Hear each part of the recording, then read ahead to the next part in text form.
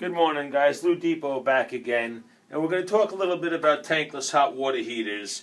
And what they are is those new hot water heaters that sit on the wall and only fire when you use hot water, versus the tank hot water heater, which is the storage tank that fires continuously because it doesn't know when you're going to use hot water.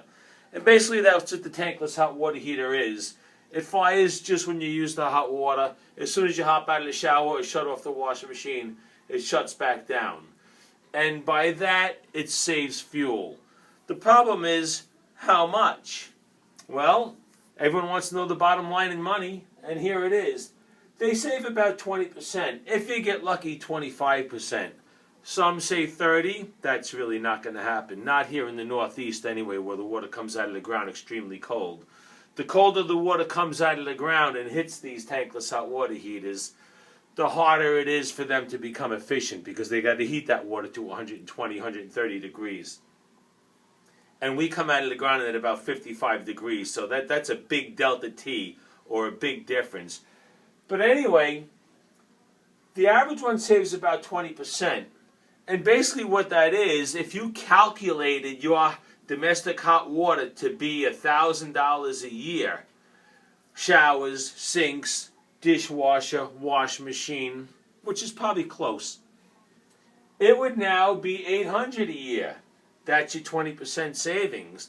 The problem is, a $200 a year savings takes 10 years to save $2,000.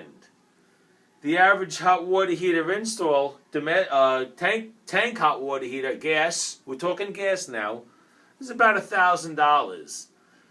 A tankless, one of these guys, about $3,000. So it costs you an extra $2,000 versus the average gas hot water heater, the storage tank style. And it takes 10 years to make the $2,000 up. So is it worth it? Well, you tell me.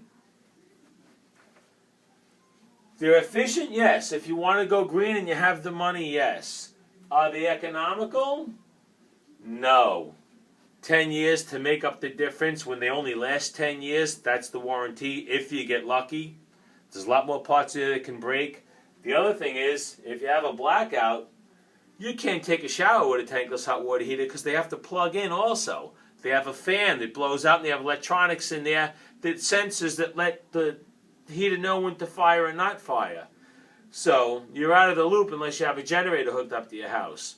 With the regular natural gas hot water heater, the tank style, this guy, you can shower all week long during a blackout. I know I did during our blackout. I was scared, but I still showered.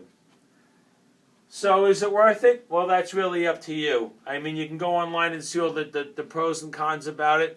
But the bottom line is the tankless hot water heater also has what's called sandwiches, or sandwiching, where you get cold water in between the hot, or a rush of cold water first. And there's a way around that where they put on a storage tank and a circulator pump to get around that. But then again, it has to fire all the time to keep that water warm. So again, it's causing it to be inefficient. You're using it when you don't need it.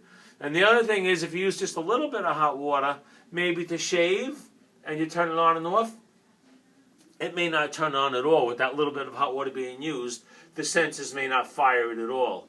And the other problem with them is, if you're in the shower and it's really too hot and you turn on the cold, or turn down the hot and turn on the cold, if you do that too much, it may feel it's not necessary anymore and shut itself down because it may sense that it's not being used. So that's a problem.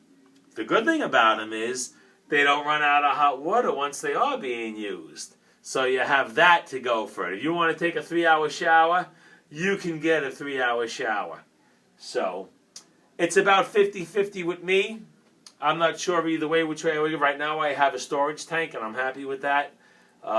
If you care about efficiency and you want to go green and you don't care about the money, yeah, it's worth doing. If you care about the money economically, is it worth doing? I don't think yet.